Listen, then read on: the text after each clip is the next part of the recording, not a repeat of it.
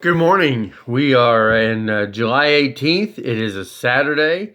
It's my father's birthday today. He turned 77. So happy birthday, Dad, if you get a chance to see this. I'm going to read from Lamentations. Lamentations is not the most fun book, really, when you begin to read it, because it's a book of, well, honestly, he's depressed for a lot of different reasons. But I think it's apt for our times that we're in today, because so many people have had their lives completely upheaved and changed due to this pandemic and things that are happening. Jobs have been lost, income has been disrupted, whatever it may be.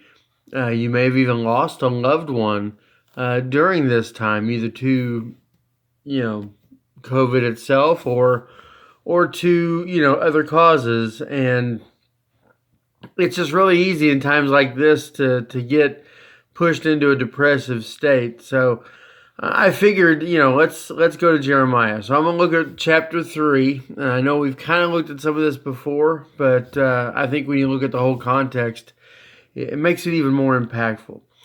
So in verse 18, he says, 17 and 18 of chapter 3 in Lamentations, Jeremiah writes this: "My soul has been rejected from peace. I have forgotten happiness.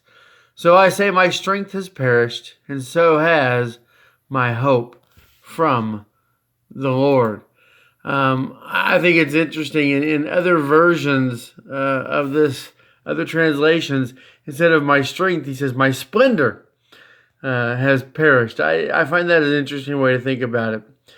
When we get down, when we get depressed, when we allow the world to impact us in such a way that we just don't don't feel like we can be happy anymore, we feel like this, right? I mean, my strength has perished, and so is my hope from the Lord. It's so hard.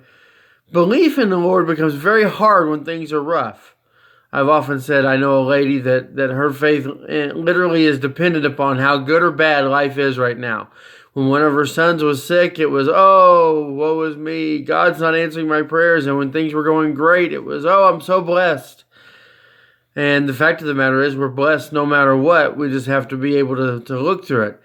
Well, Jeremiah does that as he continues on. Let me read verses 19 to 23.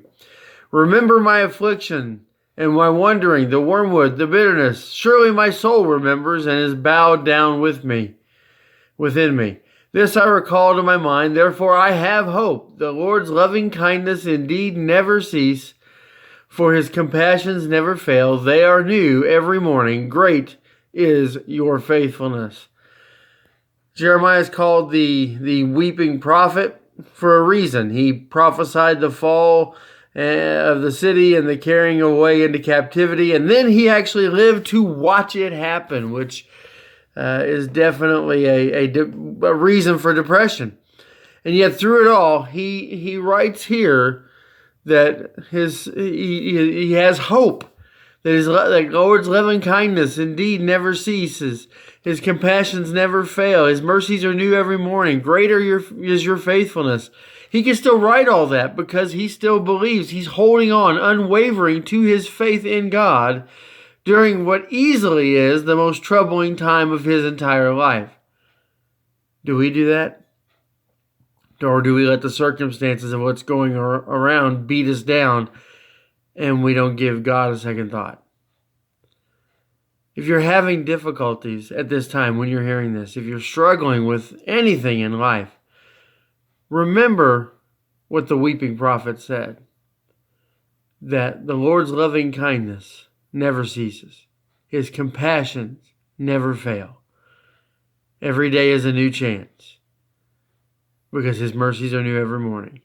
The Lord is faithful. Trust in that. Hope in that. And I promise you'll find your way through. I hope you have a great day. Don't forget, tomorrow, 11 o'clock, we have our in-person worship service at Violet Ridge. Plus, we'll be on Facebook Live. We'll see you then.